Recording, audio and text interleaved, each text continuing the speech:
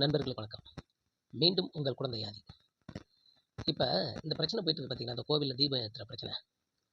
அதில் கவனிச்சிங்கன்னா, இந்த அமைப்பு, அந்த பிஜேபி கும்பல், இது எல்லாம் அங்கே போகும். இன்னொன்று சொல்லுவாங்க, அந்த சவுண்டு இன்னும் காதில் கேட்கல. இந்துக்களே ஒன்று கூடுங்கள், நமது உரிமையை விட்டு கொடுக்கக்கூடாது, நம்மளை ஒடுக்க பார்க்குறாங்க, நம்மளை அழிக்க பார்க்குறாங்க. இந்த மாதிரிலாம் நிறையா வசனங்கள் இன்னும் என் காதில் விழுவல. இதெல்லாம் அவங்களோட வசனம். என்னென்னா ஏதாவது ஒரு விதத்தில் இவங்க கலவரம் பண்ணணுன்னே முயற்சி பண்ணிட்டு இருப்பாங்க. இந்த வட மாநிலங்கள்லாம் பார்த்தீங்கன்னா, இவங்களுடைய பேச்சு தான் அங்கே எடுபடும். வேறு யார் எது சொன்னாலும் நடக்காது. எந்த காரணமும் இல்லாமல் புல்டோசரை வச்சு வீட்டை அடிப்பாங்க. எந்த காரணமும் இல்லாமல் வெட்டி கொள்ளுவாங்க. சட்டத்துக்கு புறம்பாக எல்லாம் செய்வாங்க. அதுக்கு துணையாக சட்டமே வந்து நிற்கும். புரியுதுங்களா? நம்மளுடைய கான்ஸ்டியூஷன் இருக்கு இல்லையா, அதுக்கு எதிராக எல்லாமே செய்வாங்க. ஆனால் அதுக்கு நம்ம இந்திய அரசியலமைப்பு சட்டமே உறுதுணையாக இருக்கும். அதாவது இந்த காவல்துறையினர் அங்கே வட மாநிலங்களில் உறுதுணையாக இருக்கும். அதை நிறைய வீடியோலேயே நம்ம பார்த்துருக்கோம்ல. ஒரு சின்ன உதாரணம் பாருங்களேன். காவலர் வண்டி வருது, வந்து நிற்கிது. பின்னாடி வர்ற வண்டியை பார்த்துட்டு தான் அவங்க டோரையே திறக்கணும். டோரை பப்பரக்கான்னு திறந்துட்டாங்க. 2 பேர் பைக்கில் வந்தவங்க அதில் மோதி விழுந்துட்டாங்க. விழுந்தவங்கள இந்த காவல்துறையினர் கம்பு எடுத்து அடி வெளுத்து வாங்குது. அப்படி தான் அவங்க எல்லாம். அங்கே கேட்குறதுக்கெல்லாம் ஆளே கிடையாது. இன்னொரு விஷயம் இருக்குது. என்ன தெரியுமா? இப்போ ஏதாவது ஒரு பெரிய பிரச்சனை, இந்து சம்மந்தப்பட்ட ஏதாவது ஒரு பெரிய பிரச்சனை ஒன்று அரங்கேறிடுச்சுன்னா, அதை மறுபடியும் மக்கள் அந்த நாலேஜுக்கு போகக்கூடாது, அதை யோசிக்கக்கூடாது அப்படின்றதுல ரொம்ப தெளிவாக கை நகர்த்துவாங்க இவங்க. என்னன்னா, இப்போ நம்ம நாட்டில் இதுக்கு முன்னாடி கொஞ்ச நாளைக்கு முன்னாடி இந்த தர்மசாலா 400 பெண்களை கற்பழித்து கொன்று புதைச்சி அந்த வழக்கு கூட பதிய வைக்கவே முடியாத அளவு ஒரு வழக்கு போயிட்டு இருந்துச்சு இல்லையா? அதை பற்றி இந்த தமிழ்நாட்டிலலாம் நிறைய பேச ஆரம்பிச்சிட்டோம். ஊடகங்களில் விவாதங்களை நிறைய பேச ஆரம்பிச்சிட்டோம். ஆனால் அந்த மாதிரியான சமயத்தில் தான் இவங்களுக்கு அல்வா சாப்பிட்ட மாதிரி ஒன்று கிடைக்குது. வந்துட்டாரா விஜய்? விஜய் உள்ளே வந்து 41 பேர் பலியானாங்களா? அந்த பேச்சு பயங்கர பிரபலமாக போயிட்டு இருந்துச்சா? அடுத்து கார் குண்டு வெடிப்பு ஒன்று நடந்துச்சா? இப்போ இந்த கோவில் பிரச்சனை, தீபம் ஏற்றுறதப்ப இவங்க ரெஸ்ட்டில் இருக்கவே விட மாட்டாங்க. ஏன்னா நம்ம ரெஸ்ட்டில் இருந்துட்டோம்னா அதெல்லாம் யோசிப்போம். நம்மளை யோசிக்க விட மாட்டாங்க. அடுத்து பார்த்தாக்க அப்புறம் தேர்தலுடைய அது ஆரம்பிச்சிடும். இதில் இடையில விழாக்கள்லாம் வந்துட்டு இருக்கோம். இந்த அடுத்து கிறிஸ்மஸ் வரப்போகுது. அதுக்கு அடுத்து அப்படியே நியூ இயர் வந்துடும். அதுக்கடுத்து பொங்கல் வந்துடும். இப்படி நம்ம யோசிக்கிறதுக்கான எந்த ஒரு இது இருக்காது. அப்படி இந்த சின்ன சின்ன கேப்பில் கூட அதை கரெக்டாக ஃபில் பண்ணுவாங்க. அப்படி தான் இங்கே இந்த தீபத்தை ஏற்றி இவங்க என்ன பண்ண போகிறாங்க? இதில் என்னென்னா, இங்கே இவங்களுக்கு இந்த புரிதலற்ற நம்ம சகோதரர்கள், புரிதலற்றவங்க கொஞ்சம் கூட சப்போர்ட்டாக இருக்கிறாங்க. இந்த பொறுப்பில் இருக்கிறாங்கல்ல, அவங்க மட்டும் போய் அங்கே ஒன்றும் கேட்க முடியாது. அந்த கூட இருக்கிற அந்த சகோதரர்களுக்கெல்லாம் கொஞ்சம் புரிதல் இல்லாமல் கூட போகிறாங்க.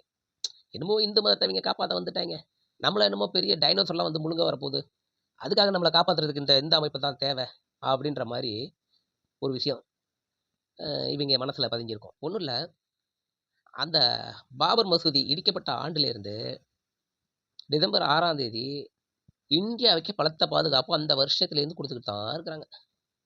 ஆனால் ஒன்றும் நடந்த மாதிரிலாம் தெரியல. அதுவே எங்கேயாவது ஒரு இடத்துல ராமர் கோயிலை ஒரு பேச்சுக்கு சொல்கிறேன், ராமர் கோவிலையோ அல்லது பிள்ளையார் கோவிலையோ அல்லது ஏதாவது இந்து மதம் சார்ந்த ஏதாவது ஒரு இடத்த இந்த இஸ்லாமியர்கள் சேதப்படுத்திருந்தாங்கன்னு வைங்க, அடுத்து வர்ற ஒவ்வொரு வருஷமும் அதே நாளில் இவங்களோட வக்கர குணத்தை காட்டிகிட்டே இருந்திருப்பாங்க இந்த நாட்டில். இவங்களுக்கு இந்து மேலெல்லாம் பற்று கிடையாதுங்க. அதை நல்லா ஞாபகத்தில் வச்சுங்க. இவங்களுக்கு இந்து மேலெல்லாம் பற்று கிடையாது. இந்துவை அடிமைப்படுத்தணும் முதல்ல. அதாவது இந்த சனாதன காலகட்டத்தில் எப்படி இந்துக்கள் படிநிலை இருந்துச்சு, அந்த அடிமை வம்சங்கள் இருந்துச்சு, அது இவங்களுக்கு மீண்டும் வரணும். அப்படி மீண்டும் வரணும் அப்படின்னாக்க முதல்ல இங்கே இஸ்லாமியரும் கிறிஸ்துவரையும் காலி பண்ணணும். அதுக்கப்புறம் தான் வரணும். இப்போ இவங்களோட பெரிய தாட்டம் அதுதான். இஸ்லாமியரும் கிறிஸ்தவரெல்லாம் கிடையாது. இஸ்லாமியரும் கிறிஸ்தவரும் இவங்களுக்கு எதிரின்ற மாதிரி நினச்சாங்கன்னா, எவ்வளோ அரபு கண்ட்ரி இருக்குது, எவ்வளோ முஸ்லீம் கண்ட்ரி இருக்குது. உலகத்தில் முஸ்லீமும் கிறிஸ்தவர்களும் தான் அதிகமாக இருந்துகிட்டு இருக்கிறாங்க. அங்கெல்லாம் இவங்க வாயின் சூத்தி பொத்திட்டு உட்காந்துருப்பாங்க, எதுவுமே பேச மாட்டாங்க. ஆனால் இங்கே மட்டும் குதிச்சிட்டு இருப்பாங்க. ஏன்னா இவங்களுக்கு தேவை இந்து அடிமைகள். அந்த இந்து அடிமைகளை மீண்டும் பழைய மாதிரி உருவாக்கணும்னாக்க இங்கே இஸ்லாமியரும் கிறிஸ்தவர்களும் இருக்கக்கூடாது. அப்போ தான் மறுபடியும் இவங்க அதை கவனிச்ச முடியும். இதெல்லாம் மிகப்பெரிய ஒரு தந்திரமான ஒரு விஷயம். இப்போ இந்த இவங்க பண்ணுற விஷயங்கள்லாம் பாருங்களேன். அங்கே வடநாட்டில் என்ன பண்ணுவாங்க, மாட்டுக்கறி வீட்டில் வச்சுருந்தான் அப்படின்னா அது மாட்டுக்கறியாக என்னன்னே தெரியாமல் அடித்து கொலை பண்ணுவாங்க. ஆனால் இவங்களுடைய இந்துன்னு தூக்கிட்டு நிற்கிற இவங்களுடைய பெரிய பெரிய பிஸ்னஸ்மேன், இந்த அமைப்பில் இருக்கிற பெரிய பெரிய பிஸ்னஸ்மேன்கள்லாம் மாட்டு இறைச்சி ஏற்றுமதி பண்ணிட்டு இருப்பாங்க ஃபாரினுக்கு. அதை ஒருத்தரும் போய் கேட்க மாட்டான். கேட்குற அளவுலாம் இவங்களுக்கு அறிவு கிடையாது, திராணி கிடையாது. யார் நலிந்தவர்களோ, யாரை ஈஸியாக நம்ம அட்டாக் பண்ணலாமோ அவங்கள மட்டும்தான் போய் பண்ணுவாங்க. அதை கேட்கவே மாட்டாங்க. அப்படி தான் இவங்களுடைய மனோநிலை, இவங்களோடது எல்லாமே இருக்கும். அந்த மாதிரி இப்போ தமிழ்நாட்டில் எப்படியாவது உள்ளே வந்துடணும். இந்த இந்தியாவுக்கே தமிழ்நாடு மிகப்பெரிய ஒரு சிம்ம சொப்பனமாக இருக்குது. தமிழ்நாடை பிடிச்சிட்டாங்க, அவங்களுக்கு பக்கத்தில் இருக்கிற கேரளா, ஆந்திரா, கர்நாடகா ரொம்ப ஈஸியாக போயிடும். அதனால தான் அவங்க தமிழ்நாட்டில் பயங்கரமான வேலை பார்த்துட்டு இருக்கிறாங்க. ஏன்னா கிட்டத்தட்ட இந்தியாவில் முக்கால்வாசி அவங்களோட கண்ட்ரோலில் இருக்குது. இந்த தமிழ்நாடு மட்டும்தான் அவங்க கண்ட்ரோலில் இல்லவே இல்லை. ஏன்னா இங்கே இருக்கிறது 2 பெருங்கட்சி, திமுக, அதிமுக. இந்த 2 கட்சியில் ஒரு கட்சி மிகப்பெரிய ஸ்ட்ராங்காக இருக்குது, திமுக. அதிமுகவில் அப்பப்போ ஸ்ட்ராங் ஆகுற மாதிரி இருக்காங்க, அப்புறம் லூஸ் ஆகுறாங்க. அதை பயன்படுத்திக்கிட்டு அவங்க இங்கே ஏதாவது பண்ணலான்னு பார்க்குறாங்க. ஆனால் மக்களுக்கு நான் சொல்கிறது என்னன்னாக்கா, இவங்களுடைய இந்த பேச்சை கேட்டு நம்பிடாதீங்க. நல்லா டீப்பாக நீங்கள் இந்துத்துவா, ஆர்எஸ்எஸ் இதெல்லாம் நல்லா உத்து கவனிச்சிங்கனாலே தெரியும் எவ்வளோ பெரிய அயோக்கியத்தனம். இப்போ நம்ம கோச்சேவியை எடுத்துப்போமே, யார்? ஆர்எஸ்எஸ் உடைய தொண்டர் பார்ப்பனர் கோச்சே. அவர் என்ன பண்ணார்? அவர் கையில் முஸ்லீம் பேரை பச்சை குத்திக்கிட்டு போயிட்டு காந்தியை சுட்டு கொண்டு இருக்கிறார். அவங்களோட பிளானிங்லாம் பார்த்தீங்களா?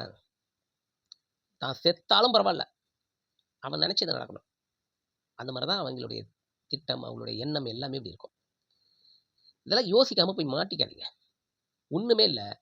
இங்கே பாருங்களேன், நம்ம வானதி ஸ்ரீனிவாசன் அவங்க எங்கள் தமிழச்சி தானே, பிஜேபியில் போய் சேர்ந்தாங்களா? என்ன நடந்துச்சு? பெட்ரோல் விலை ஏறிட்டே இருந்துச்சு, பேசவே இல்லை.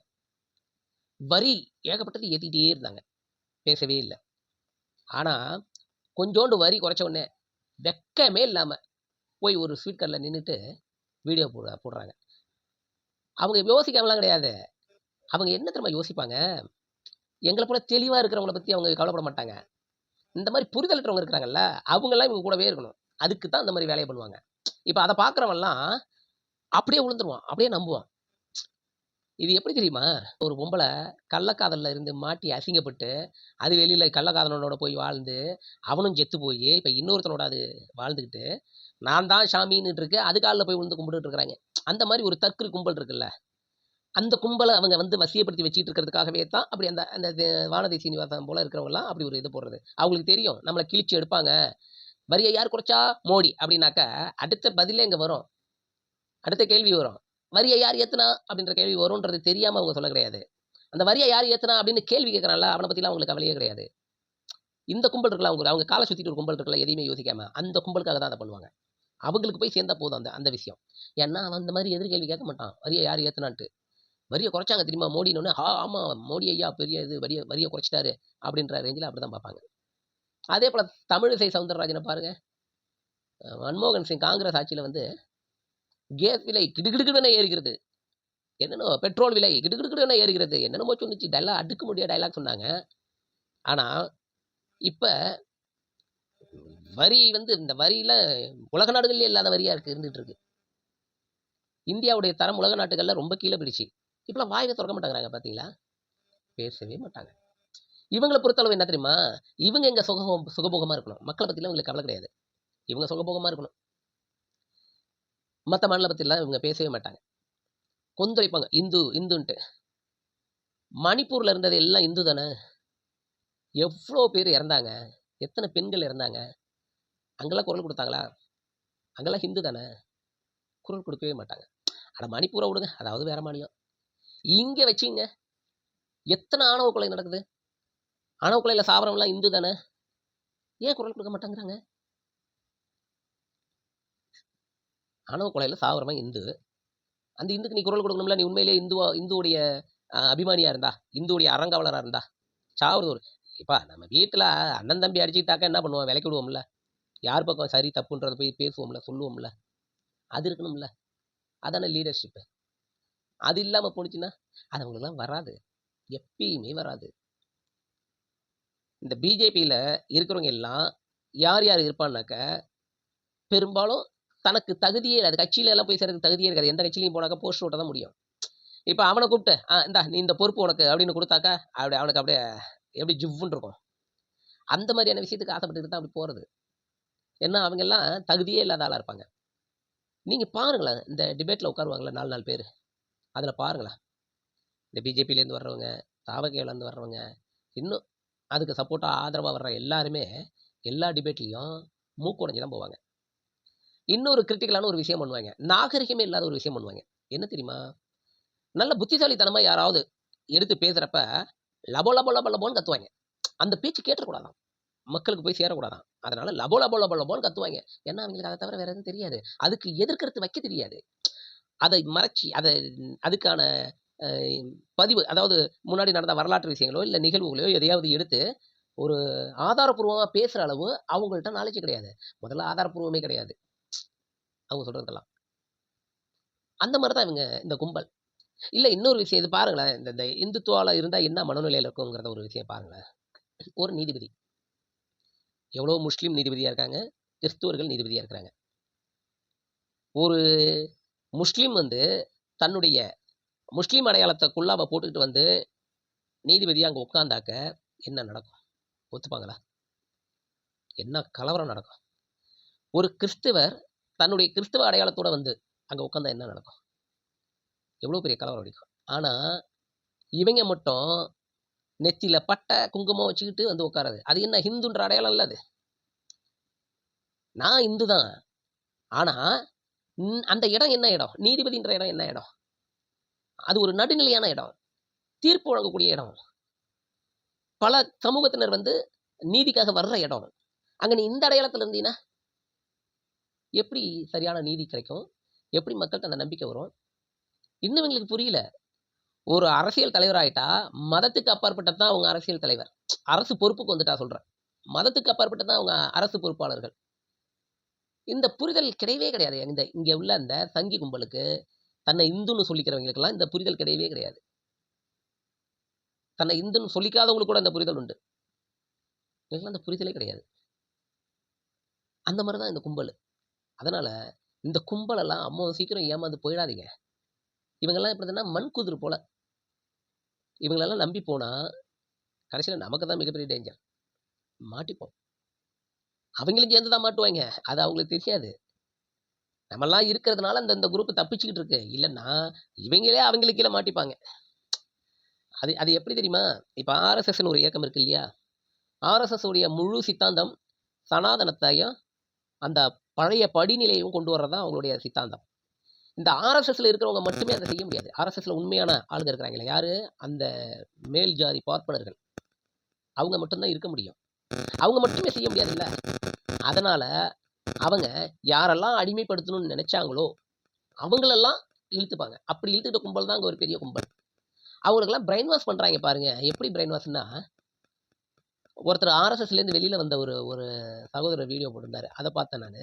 அவர் ஆர்எஸ்எஸ்ல இருந்தப்ப அவருக்கு சொன்னதான் என்னன்னு பாரு, நம்மலாம் கிழக்கு நோக்கி சாமி கும்பிடுவோம், அவங்கள பாரு மேற்கு நோக்கி சாமி கும்பிடுவாங்க அப்படின்னு சொன்னோன்னே அவரும் காண்டா தான் இருந்தார். ஆமாம், நம்மளாம் கிழக்கு நோக்கியில் கும்பிட்றோம், அவங்க நமக்கு வேணும்னே மேற்கு நோக்கி கும்பிட்றாங்க அப்படின்ற ஒரு காண்டில் இருந்தால் தான் சொல்லிட்டு அவரே தான் திரும்ப சொல்கிறாரு.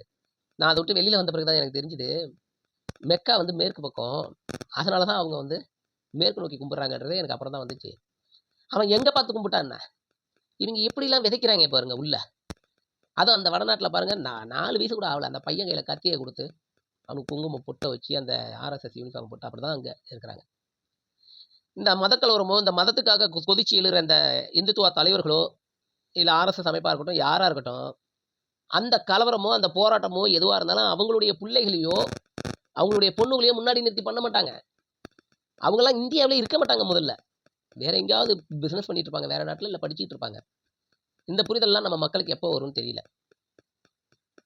நம்மெல்லாம் இந்து தான், ஆனால் இந்துவை காப்பாற்ற போகிறன்ட்டு எவனாவது வந்தான்னா அவனெல்லாம் சந்து பக்கம் கூட விட்றாதீங்க. ஏன்னா இந்துவை காப்பாற்றலாம் இங்கே யாரும் தேவையில்லை. நம்ம தெளிவாக இருக்கும், நம்ம புரிதலோடு இருக்கும். ஏன்னா இங்கே இந்துவை காப்பாற்றுறேன் அப்படி இப்படின்ட்டு வருவாங்க. அவங்களெல்லாம் சந்து பக்கம் கூட விட்றாதீங்க. அது உங்களுக்கு மட்டும் இல்ல, அவங்களுக்குமே ஆபத்து தான். இந்த காப்பாத்துறன்னு வர்றாங்கல்ல, அவங்களுக்குமே ஆபத்து தான் அது. நம்மள மீண்டும் ஒரு 200 வருடத்துக்கு பின்னோக்கி கொண்டு போக பார்க்குறாங்க. மக்களே உஷார். இப்ப நடந்த விஷயங்கள பார்த்தாலே தெரிஞ்சிருக்கும். நீங்கலாம் எனக்கு என்னன்னு போயிட்டு இருக்காதீங்க. பாதிப்புன்னா ஒட்டுமொத்த மக்களுக்கும் தான்.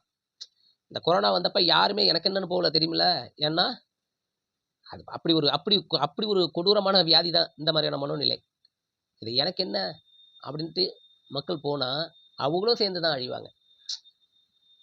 ஏன்னா, அதனால மக்களுக்கு நான் வைக்கிற வேண்டுகோள், எதா இருந்தாலும் சிந்திச்சு செயல்படுங்க.